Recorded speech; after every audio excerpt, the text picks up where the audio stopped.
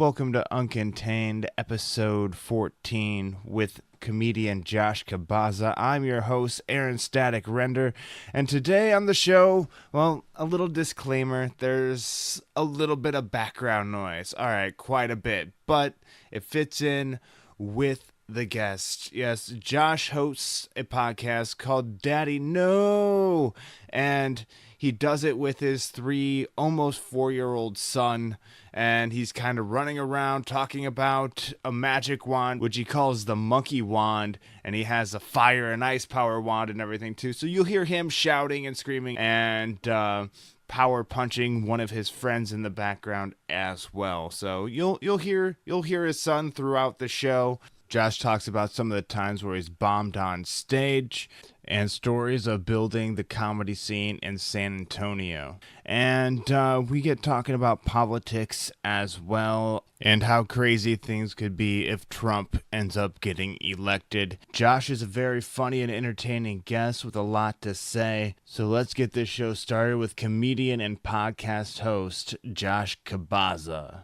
How's it going, Josh? Doing good, man. Thanks for having me on the show. Thanks for coming on, man. So, want to tell my audience a little bit about yourself before we get started? Sure, not a problem. I'm a comedian out of San Antonio. Been doing it about 6 years now. And I know that sounds like an oxymoron, comedian out of San Antonio. Because everyone's like, who the hell came out of San Antonio? Pretty much nobody. But that's all right.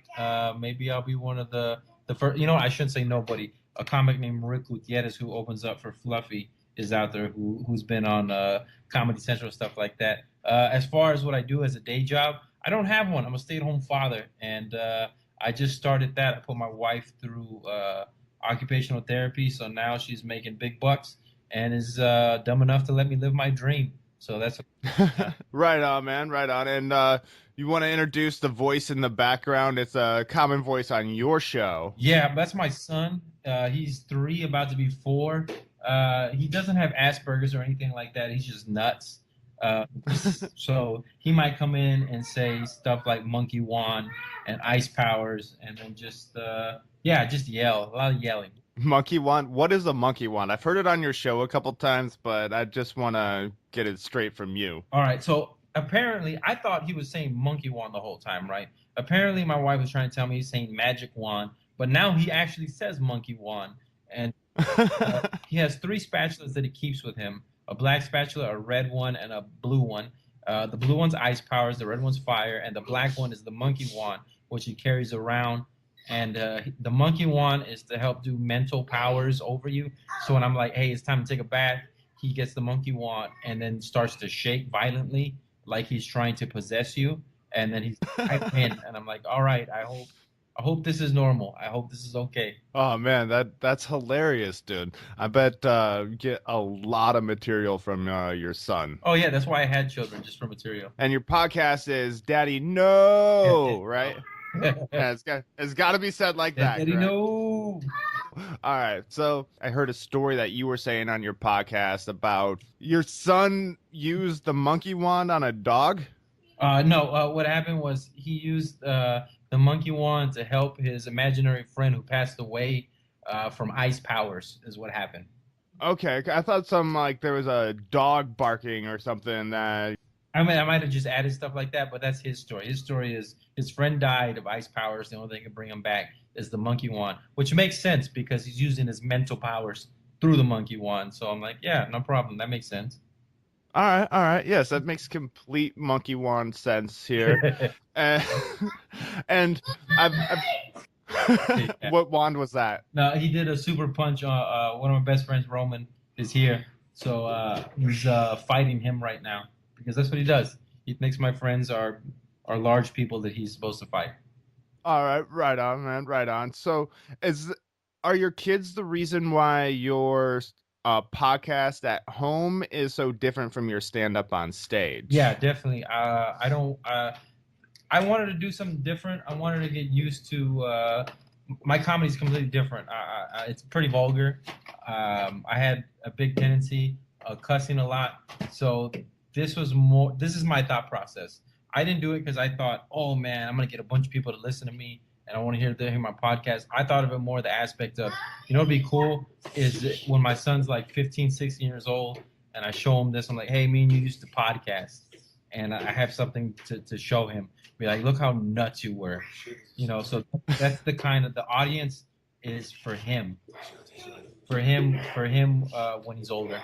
So that was Okay. the thought process behind. Because I do another podcast with two friends of mine, and that's MGB podcast, and that's another podcast I do, and that's more like it's 2 hours long. The reason I only do 30 minutes is because that's all the attention I can really give. After 30 minutes, he's either hungry or my daughter wakes up or something like that. So that's why I keep it short. And it was just for something for him for years from now that he can look back on and be like, hey, that's cool that my dad used to do that with me. Yeah, that is pretty awesome. And so the podcast is mainly for your kid, and the stand up is for you. Oh yeah, the stand up is definitely for me. It's narcissistic. It's something that I did 6 years ago. I've always wanted to do it actually, but I never had the balls to. And then one night I took too many Vicodin, and I almost died. And after that, I woke up and I was a different person. I was like, screw this, I'm gonna do it. I'm gonna do stand up. And then before that, I actually wrote for a year while I lived in Austin. Okay. I would go to the open mics and I chicken out and I drive back home. For a whole year, I did that. Wow. So were you writing before you took too many Vicodin? Yeah. What happened was I always had back problems, but I was playing basketball. The dude hooked me, shattered my lower disc, and I had bad sciatica. And so instead of surgery, which would have fixed it right away, the doctors decided to give me a bunch of pills. Like they were like, the Vicodin wasn't working after a while. They're like, we can give you OxyContin. I was like, nah, you can keep your hillbilly heroin. I'm not Yeah. gonna take that. And one night after working a 16-hour shift selling gym memberships, um, I had already taken like 8 Vicodin a day, and I was taking Adderall to keep me awake because you take so much Vicodin. And that night, I didn't give a damn, and I took 8 Vicodin. I chugged the 24. I rolled up a blunt, put a bar in it, smoked it, and then my heart skipped a beat. And then I went to tell my wife or girlfriend at the time. And right when I went to go tell her, I passed out on the bed. And I woke up 14 hours later. I thought I was dead. And then I just took all my pills, all my drugs, and I flushed it down the toilet. And after that, I like changed. I was like, I'm gonna do stand up. I'm gonna do this, and that's what kind of changed me. Which is weird because my friends that I do stand up with, the ones I'm really close with, have some type of similar story about psychedelics or drugs and the reason why they do comedy. Really? Yeah, That's interesting. and I wouldn't just take the Adderall pill. I'd take out the powder and like put it on my tongue so it hit me quicker because I needed to work. Right on, man. That's quite the way to get into comedy. Yeah, yeah, But shit, it got you started. My start in comedy was a little bit different. Got a shot from a local comedian to get on stage, and I just basically ripped off all my radio material and took it to the stage, nice, like making fun of all the bands I made fun of and all that stuff. So I was like, I didn't write anything new for this, but here you go. nice. Definitely different, huh? A little bit. So, what is the scene like in San Antonio? San Antonio, it's a very underground scene, and when I say underground, I mean people don't know about it. Uh, you can get up every night. That's the great thing about San Antonio. Monday through Sunday, there's an open mic every night. Some nights you can get up 4 or 5 times a night. That's because there's open mics with bands and poetry. But if you're looking for straight stand up, we got two comedy clubs, or two legit comedy clubs, and then we got an underground comedy club. So I mean, I go up anywhere between on a slow week, I'll do 5 open mics, but on most weeks I do about 12. So I'll do the 5 open mics plus another 7 shows. Those are all-star shows at the Improv downtown. We also have a Laugh Out Loud Comedy Club and a club that me and 5 other friends started called the Blind Tiger Comedy Club, which is a great comedy club. Not just because we started it, but because it's a cool room. A lot of New York comics compare it to the Stand. It's only fits 70 people. It's in a basement, which is weird for San Antonio because nobody has basements. And Hannibal Buress went and performed there. Ian Baggs went and performed there. So a bunch of different comics from New York and LA have gone down there and done time, which is great. And it's a good mix of a bunch of good Texas comics down there. And it's more of the, I don't like saying alternative scene because alternative makes it seem, it's just you can be a little bit quirkier down there and be a little bit more how can I say it? You can really just experiment down there. Okay. All right. But I like Kind of a free ground to try out new material correct. and maybe some stuff that might not work in the two main clubs in the city. Well, it's the three clubs are different because down there you got younger crowd, college students, a little bit more savvy of a crowd. Then you go downtown; those are all your tourists. So there's people from all over the world. I don't know. In San Antonio, it's actually one of the biggest tourist cities in the country. So there's people from all over the country, plus Europe, plus Japan and stuff like that. And then Laugh Out Loud, which is the big club, that's mostly San Antonio, so local people. So you get a mixture of all three, so that's good. And I mean, I get to do sets anywhere between 5 to 30 minutes, and I go up, an average of 9 to 10 times a week. So I'm getting good time. Yeah, dude. Yeah, so it's just working on my material, honing my skills and stuff like that. That's awesome that you can get up that many times in 1 week in your area. It took a while to do that. There was no scene here, but when I got in 2010, I started putting on a bunch of shows and open mic, and people followed suit, and so now we got a good following here. How'd you get to the point where you opened up your own room? Blind Tiger, you said? Blind Tiger, actually a guy just started. His name is Jay Whitecotton. He started it. He found the room, and then he brought me and 5 other comics along. It's like, hey, help me promote, because San Antonio, for some reason, was very cliquish. It's like, no, I'm the best in San Antonio, which is very stupid to say because the best in San Antonio still is in San Antonio. Nobody knows who you are. You're nobody. Why are you trying to fight with each other? So what we did is we got together, and the whole thing was it was all the room over ego, and we got together and we hustled, and for the first year the shows were like 4, 5 people a show, and we just kept doing it, and then all of a sudden we had the room packed out, and what was great was it fits only 70 people would be jammed in there, 20 people would leave, and another 20 people waiting upstairs would fill their spot. So Oh, wow. yeah, so it was a great room, and it would start at midnight and go all the way past 2 in the morning, and I mean it's been going strong for this long, and yeah, it's a great room. It's my favorite room. I started at Laugh Out Loud, but I say the Blind Tiger Comedy Club is my home club. Awesome, dude. Awesome. So I'll definitely have to check that out if I make it down to San Antonio. I've been to San Antonio once, and I do remember the Alamo. But so cool, man. You got a lot going on there. Obviously, with being on stage so much, trying out new material, you have to bomb some. What's your biggest bombing experience? I've had. I'll tell you too. My worst bomb was 3 months in. I went down. I'm originally from the Rio Grande Valley. For those of you who don't know what that's it's the bottom 4 counties of Texas. Think South Padre Island. So there's a town called McAllen, and it's a historical theater called Cine Rey. It's a packed out audience. It's 150 people in there, right? I got a 3-minute guest spot. How can you screw up a 3-minute guest spot? You know what I mean? So I go up there and I tell my first joke, and my first joke was a dumb joke. It's about something about shake weights, very homophobic.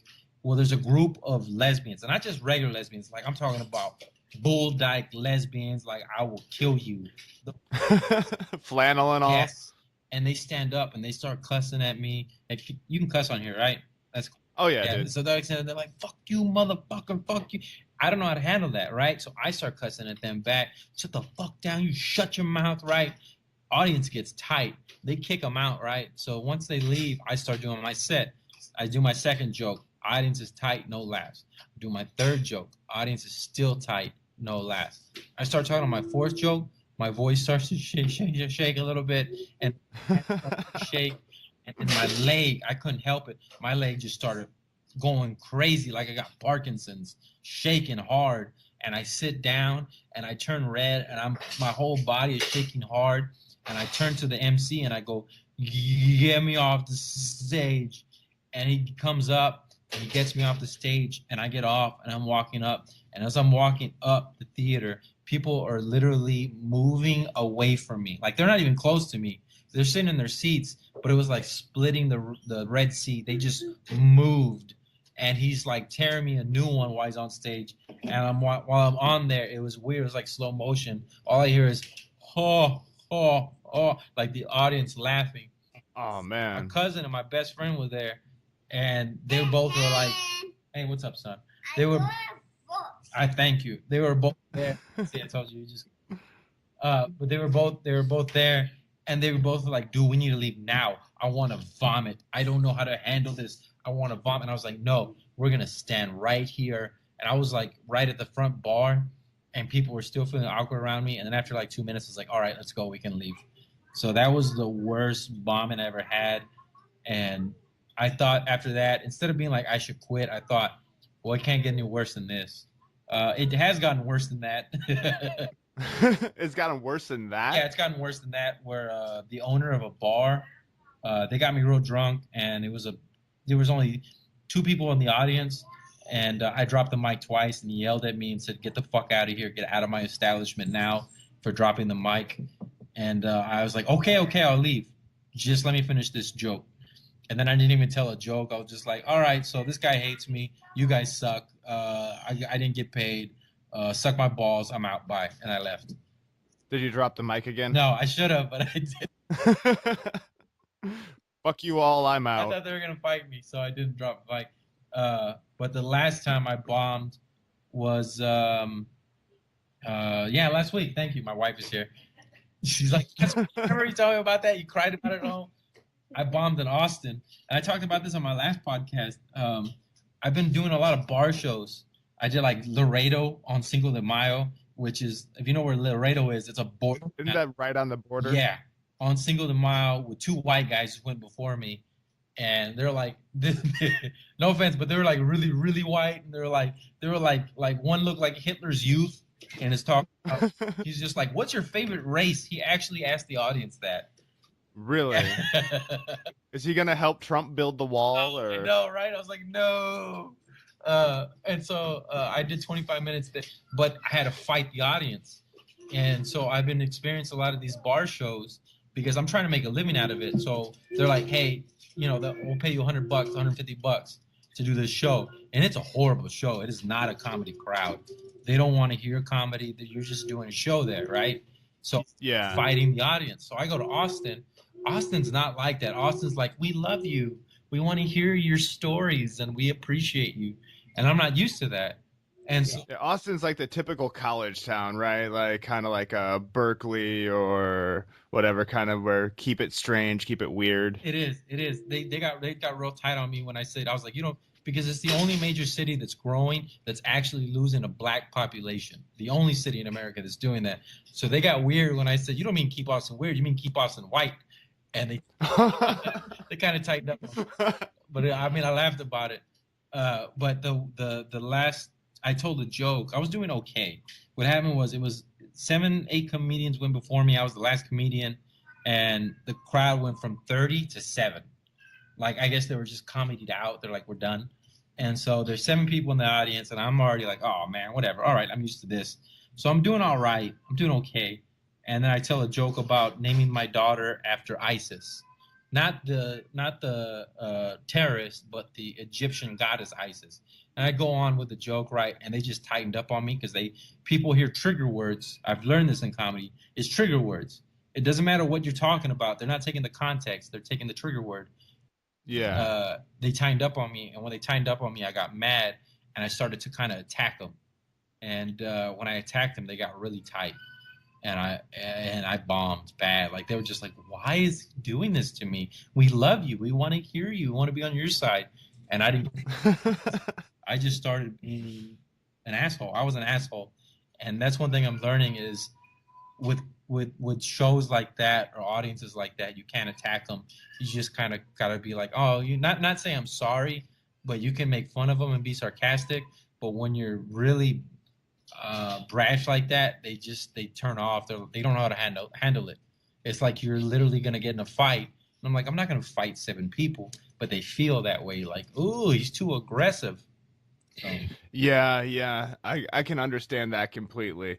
Do you run into that a lot down in San Antonio or just mainly like Austin? Austin. Well, no, actually, not bragging, but that's the first time I bombed in Austin. I love doing shows in Austin because I can do my material.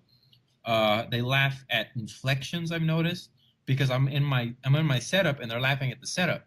And I'm like, why did they laugh at that? And I'm one of those people where I listen to my recordings again and again and again and again to hear just the little nuances, the inflections, where the cadence and stuff like that. And I like that Yeah. because I get laughs. I can soak out just ring out a joke.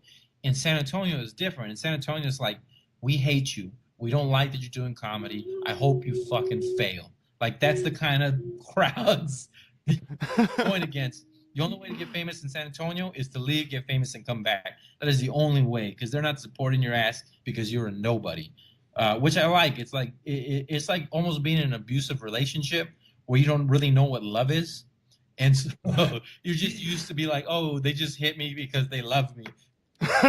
So that's what you're used to, and so it's hard adjusting to other cities who are supportive of their local comedians.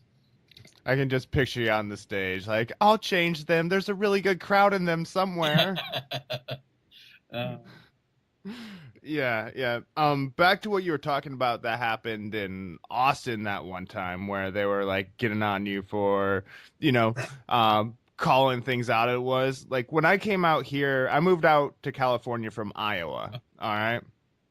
And comedy and humor amongst friends is completely different in Iowa. All right. It's more closer to, say, East Coast, where you call your best friends assholes and jackasses and everything like that. All right. It's like, hey, what's up, Dick? How you doing? And that means you like somebody. right. Uh, but I come out here and like I went up on stage in Berkeley at this open mic in some coffee slash pizza joint.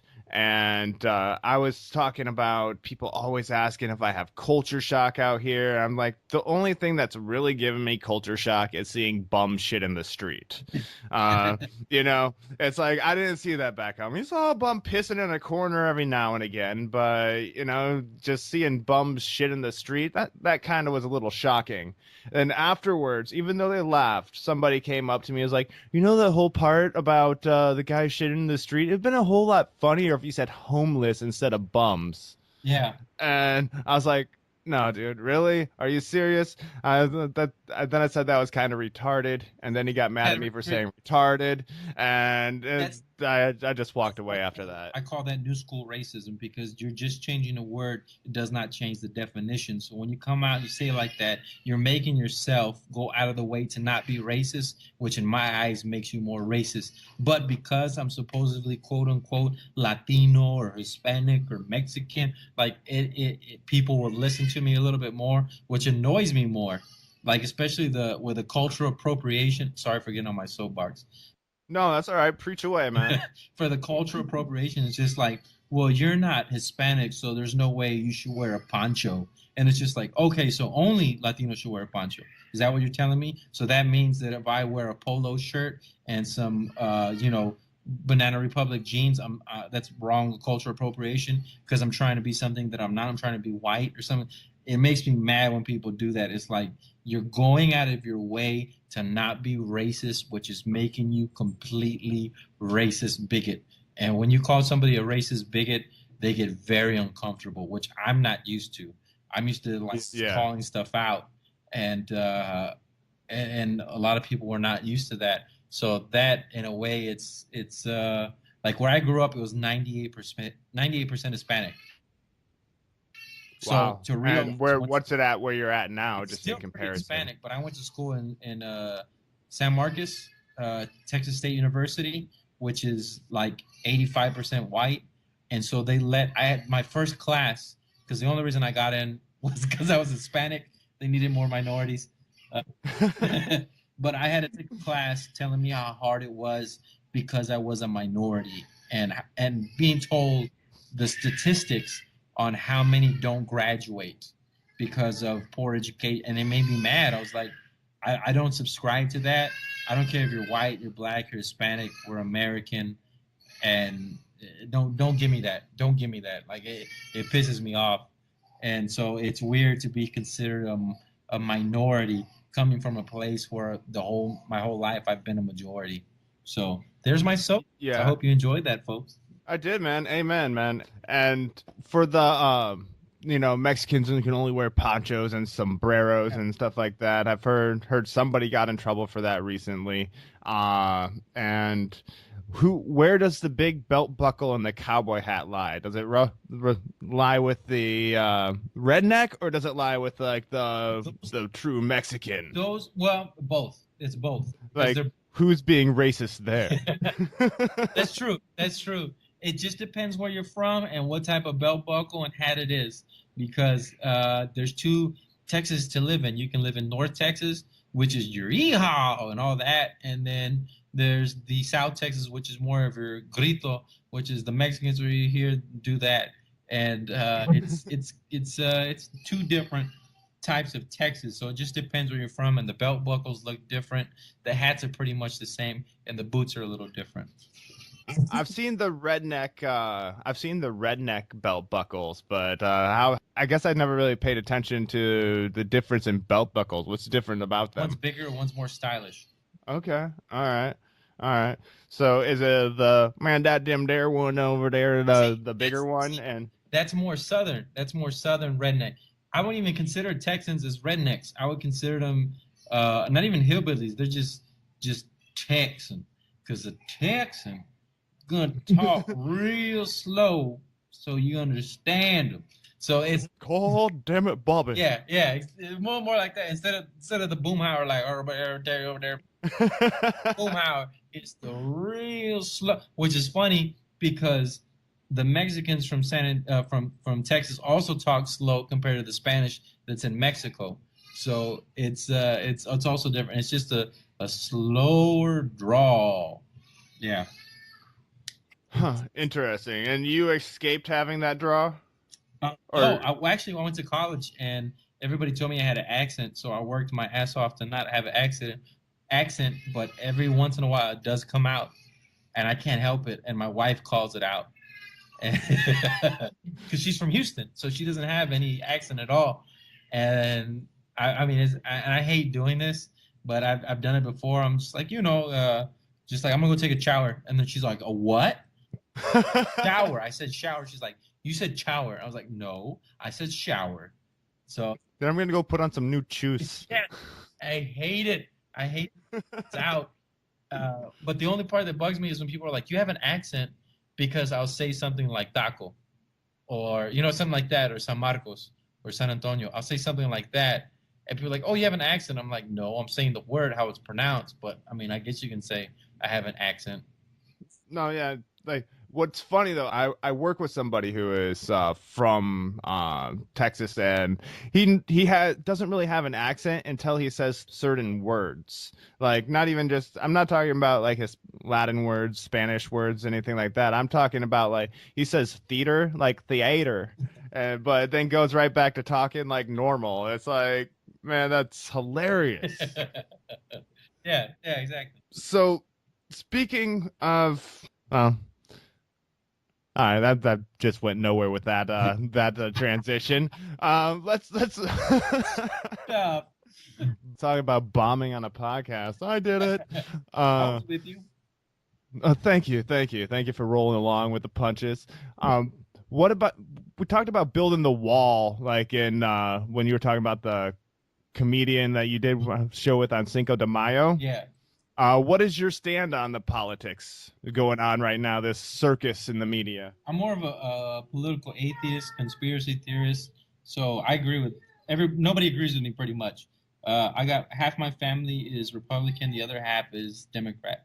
So I've always dealt with this two sides, and I'm like, you guys understand you're two sides of the same coin. They pick your leaders for you. Always been on that stance, and they think I'm insane for saying stuff like that. As far as who's coming out, again, not a political analyst. I did work for a large lobbyist for a while, which really let me see inside politics. Hey, son, we're talking politics right now. Hold on. Came and gave me a big chokehold. But uh, I'll come out and say it. As far as Trump goes, he scares the shit out of me. Not because I think he's lying, but because I think he's telling the truth. Some stuff he says, I'm like, yeah, and then he just goes overboard when he's just like, the 12 million illegals are out, and I'm like, that scares the shit out of me because that means, in my mind, civil war. Because I put in the context, I'm like I'm a native Texan. Like my family was here before when Texas was Texas. That my family was here, so I'm a Okay. native Texan. Um, like when, but I think like if my grandma was from Mexico and he was just like, "You're go, I'm sending her back," and she hasn't lived there since she was like 18. I'm like, I'm fighting. I'm literally gonna fight for her because that's my grandma and she helped raise me. There's no fucking way you're taking her away. So it's not 12 million people you're trying to deport. It's gonna be 45 million people you're fighting, which is a civil war, which is insane to me. You know what I mean? That's the part where it gets Yeah. me with Trump. I don't really think he's a racist, but I think he's trying to. He's going for the hate factor. There's a lot of hate. There's a lot of anger, and he's really delving into it. And so he knows what he's doing. A lot of people call him dumb. I don't think he's dumb. I think he's smart. He knows how to make outlandish comments and get away with them. A dumb person Get can't. free Yeah, press. a dumb person can't do that. So, and then Newt Gingrich came out and said some crazy stuff. Like, I have it on one of my podcasts you can listen to. Plugging my podcast, shameless. Uh, Do it. Shamelessly plug it. Daddy, no. Gingrich came out and said the reason the establishment does not like Donald Trump is because he's not part of the secret societies. He has not done the initiations. He said this on Fox News, which I was like, whoa, like they're just showing their cards now. Hillary, um, I'm all down for having a woman president, but I wouldn't vote for somebody for being just a woman. And a lot of people are like, well, she's very highly qualified. Like, yeah, for the elitist. I don't trust her at all. At all. I like Bernie Sanders, and I'm more of a libertarian, and he's a socialist, a democratic Yeah. socialist, whatever you want to call it. But I just because he said two things, he said that he wants to get rid of the IRS, he wants to audit the Federal Reserve, and he wants to stop these wars. Now that to me, I don't care what you say. You can be a Marxist. If you say that, I'm down with you. I like. He reminds me of what Ron Paul was to Republicans. He is to Democrats, and so that's why I liked Bernie Sanders. Yeah, Ron Paul actually ran on the libertarian ticket last time, didn't he? No, oh wait, he ran. Or was it he ran on the Republican ticket but was more of a libertarian. Yeah, he was sorry, I was letting the kid out. He was definitely more. He's always been libertarian, and in fact, he was libertarian, ran Republican, and Bernie Sanders was independent and ran Democrat. Now, whether or not he can win, I don't know. Schultz came out also on one of my podcasts. I put Schultz came out and said the reason that they have super delegates is so independents can't come in and take over the DNC. She said that. I was like, wow, you just coming out and laying out your cards. Why you have super delegates? Like that was That wow. that actually is why they were put in Yeah. place. Like, but it was for like back shortly after I think our Revolutionary War. So like somebody from Britain couldn't come in and end up running to I and thought super delegates were put in the 70s. I don't know. I may be talking on my ass. I heard that somewhere and I was just repeating it, trying to sound smart, man. I could be wrong. That's one thing I don't as know. a It quote was unquote. some guy on the corner shouting shit out with a can asking for change. He's like, Jones. "They put the super delegates in the system." So No, like I take every. I mean, everything that I'm because, like I said, I'm quote unquote a conspiracy theorist. Thank you, son.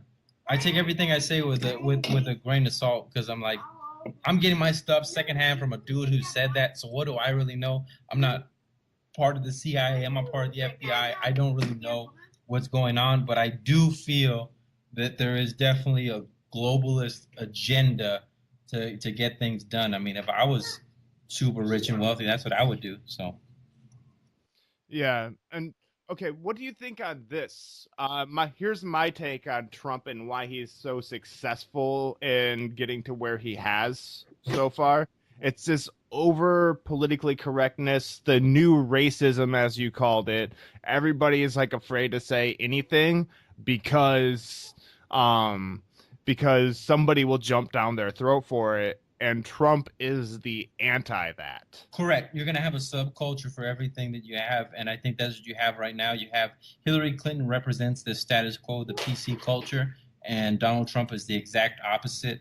And those are the two that are probably going to end up running against each other to see who wins, which is funny because my conspiracy theory before that was that Hillary and Bill got Donald Trump because they were friends before to run to destroy the Republican Party. That was my theory at first.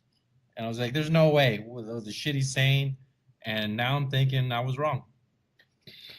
Yeah, I was expecting, Donald Trump to be like a flash in the pan, like run it and eventually just bow out. But no, I did not expect him to have all the support that he has right now. But the GOP screwed up. They wanted to have Jeb as their person.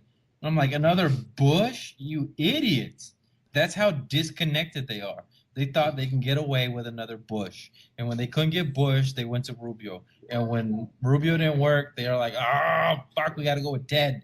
And then Ted, apparently, yeah, that didn't happen. So, And everybody in that Republican like group that was running to me is batshit crazy. uh, But uh, I, you know what? I did like Rand Paul, but only because of the okay, bias of yes. Ron. I like Ron Paul. He was no Ron Paul. A lot of stuff he said, I'm like, I don't agree with you. But just because you're his son, I'll be like, ah, which could be complete bullshit because that's like being like, oh, well, you're Bush's son, so I guess I'll like you. You know what I mean? So Yeah, like how we got that one president. yeah, Yeah, so dude, the whole political thing is messed up right now and right. hopefully I'm with you. I'm hoping that Bernie Sanders pulls it out and somehow get some of those super delegates back from The Hillary only way Clinton. that happens is if Hillary gets indicted by the FBI, which I don't think will happen because Obama will not let that happen. So it'll probably be Hillary versus Trump. And what scares me is that Trump wins that. And Trump has already said if he wins that, that all of our debt is going to be, he's going to not subsidize it. He's going to um, reconfigure. Now I sound stupid. He's So I take your time, figure it out. There's a thing called editing. yeah, there we go. Uh, But he said he's going to I don't know something about reorganizing the debt, which basically means he's going to go for default, which means we go into an economic depression, and then he's going to go after the illegals. That scares the shit out of me. So we'll see. yeah, if Trump becomes president, I will gladly move to Mexico. Default on the debt. Default. Okay, that's the word. Default on the debt. Yeah, And it's like, and we don't have to worry about running out of money because, well, we print the stuff. yeah. After that, he said that. After that, he said that. I remember that part, but I couldn't remember the word to help you out. I'm sorry. Plus, listening to you struggle was kind of fun. Yeah, he's just like. I was like, come on, you can do it. You can do it. I can't remember all the bullshit that I hear. Monkey one. All right, man. So, do you have any big shows coming up or? Yeah, Ralphie May, if he doesn't bring anybody with him, which they said he's not, so I'll open up for him. May 20th at the Blind Tiger with some really funny people. Um, Bob Strava, which just he came out with a new CD, Good Enough with Stand Up Records. So I'm throwing a show with him. But like, yeah, I put them all on my Facebook. I'm doing a bunch of little bar shows here and there. But Rafi and May and Bob Strava are the two dudes that I'll be working with that are at least names. Okay, cool, man. What's that? Nothing. My son's talking in the back. Okay, all right.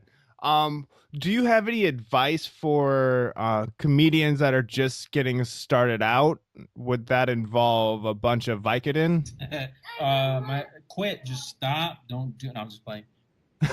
I told that over mic. I went to pass on mics. I'm like, it was all comedians, and I go, how many people are audience members? And people started to clap. I was like, don't clap, just raise your hands because it's sad to hear 4 people clap. And so they raised their hands. It's like, how many people are doing comedy? And a bunch of people raised their hands. I go, how many less than a year? And the same amount of people raised their hands. It's like, oh, y'all should just quit. Just stop. Like you're never gonna make it. You're never. Something. I know I sound like a bitter asshole, but yeah, just stop. Just don't do it. No, keep going. That's the only thing. Uh, just keep going. And when you think you're really, really good, know that you're not. Because Godfrey told me this. God, and actually Seinfeld told Godfrey this. Godfrey told me, he goes, every year you're in comedy is like a year of age. So I've been doing it 6 years. So I'm 6 years old. So I'm barely learning how to put sentences together and barely becoming conscious of what I'm doing. So when you're doing 20 years, you're 20 years old. You've only been doing it a year. You're barely learning how to crawl or maybe walk. So yeah, just be be humble. Um, and when as far as advice goes about your material, just like whatever you think is funny is funny. The way I do it is if I laugh at my own joke, 80% of the time it's gonna work. And the reason I say Okay. that is because I believe in the joke. I believe in the joke that much. And even if it doesn't work the first, second, for the first month it doesn't work, I believe in the joke so much that I will hammer it out to make that shit funny. Versus I think people would think this is funny, and then I tell a joke that I don't really like because I think that people might like it, and that sucks. That don't do that. Don't do what people think you're gonna like because it's not. Yeah, just do what you think is funny. Is it because it doesn't come across as sincere or like real by doing jokes you think other people will like? Or Person, yes, yes. I hate myself when because I have bar jokes that I'll do because I know they kill or I know they do well. I won't say kill. I know they do well most of the time. And every time I do it, I feel like I die a little bit inside. So I'm a bit of a hypocrite for telling you not to do it, but I don't like doing them versus jokes that I love that a lot of them are way out there but I love doing them. And the more and more I do them, the more and more comfortable I get with them, the more and more I believe them, the more and more the audience likes it. And that's the voice that's going to make you different because I know dudes who I mean it's not always about funny. You know, a lot of it's who you know. It's sad to say, but a lot of it's who you know. So just worry more about being unique, being yourself and doing your jokes instead of thinking like, well, people are talking about this or people like this now, so I guess I'll say this. And it's like, nah, man, you're just another one of those dudes now. Like, be yourself. okay, all right, good advice there. Um, where do you grab your material from, or grab inspiration for your material? A lot of it is life. A lot of it is something happens, and I just take that and I embellish. My style of writing is two things I do. One is something will happen, and I'll take that subject, I'll go on stage, and I'll rant it out, and I'll record it, and I'll go back and listen, and I'll take the funny parts, and then I'll go back and refine it and say it again, and then just keep tweaking it like that, like an accordion, adding, taking away, adding, taking away. That's one way of doing it. But then sometimes in life, nothing happens. So what I do is I take a subject that I'm thinking about and I'll just write it out, not trying to be funny, but just write out like just nonstop. My hands will not stop, even if it's like I don't know what to write on about anymore. I don't know what am I gonna write next. I don't know what's the next word gonna be. I don't know. And this is I'm actually writing all those words. That's That's what I was just gonna ask you. yeah, and it's just and then it just comes to me, and I just keep writing, and it goes off on a tangent, and then out of that 5 pages, I'll go back and I'll read the chicken scratch that I wrote, and I'll get like two or three lines from that, and out of those 2 or 3 lines, I can create a joke.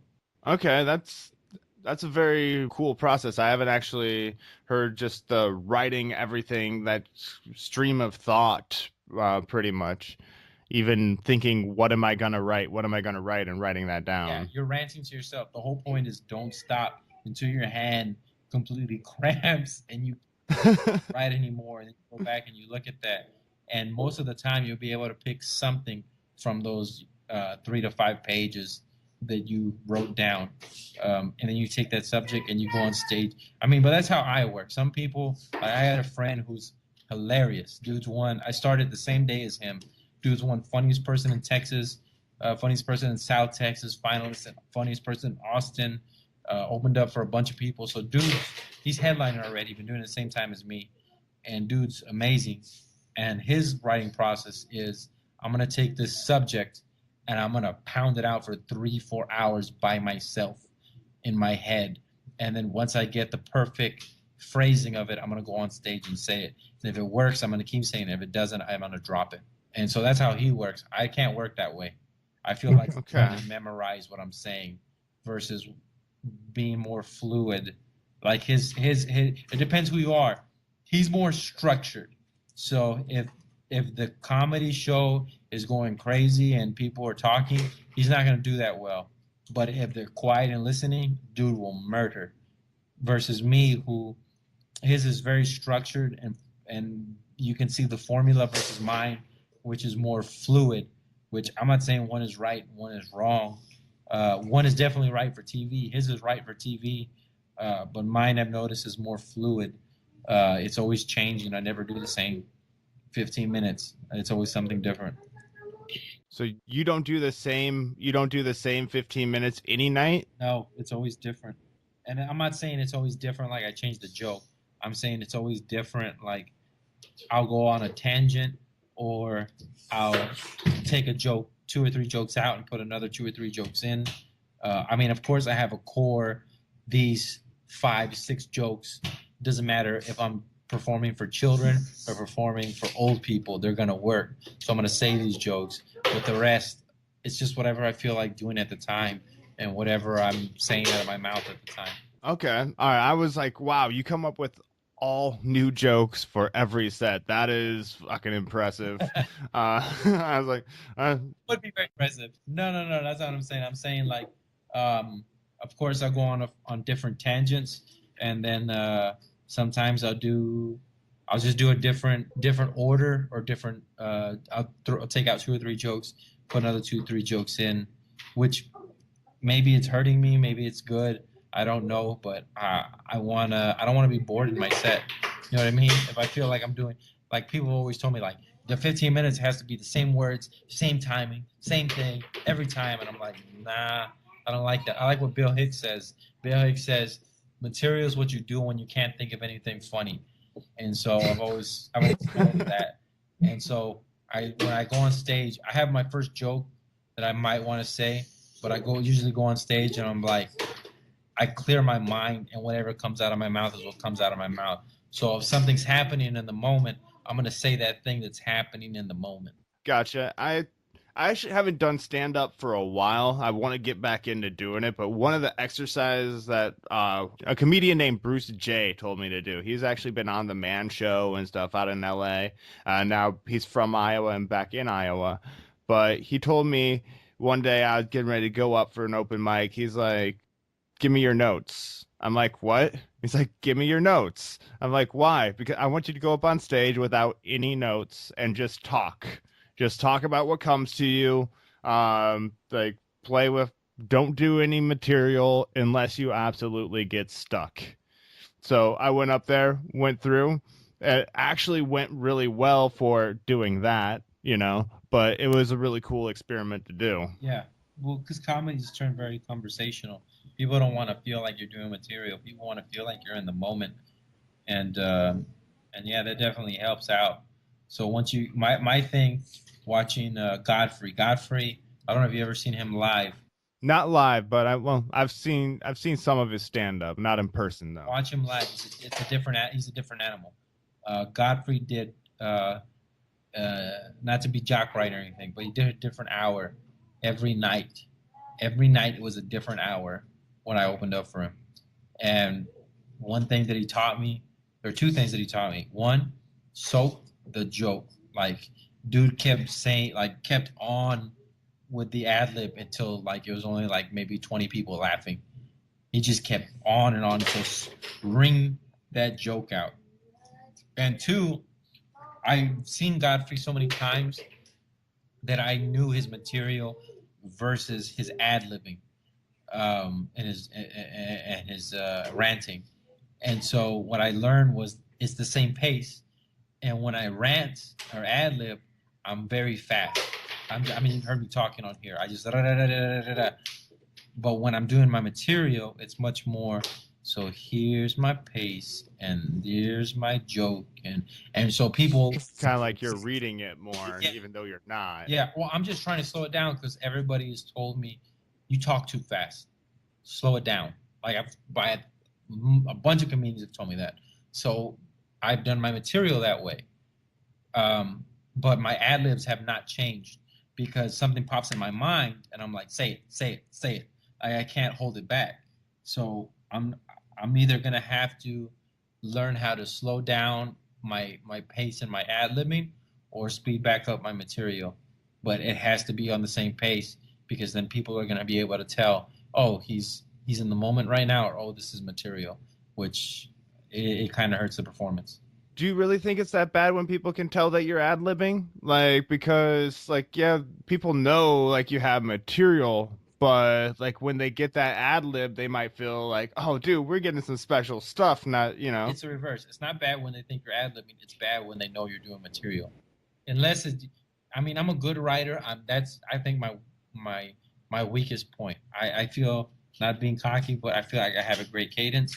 I feel like I'm a great ad libber, and my material's good because I'm a good writer, but I'm not a great writer. Maybe one day when I'm a great writer, then it'll be okay because people will be like, I know he's doing material, but it's hilarious.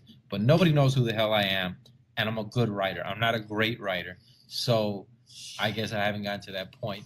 But I do notice that if you can do it all in the same pace, it doesn't throw the audience off, so they're more likely to go along with the joke.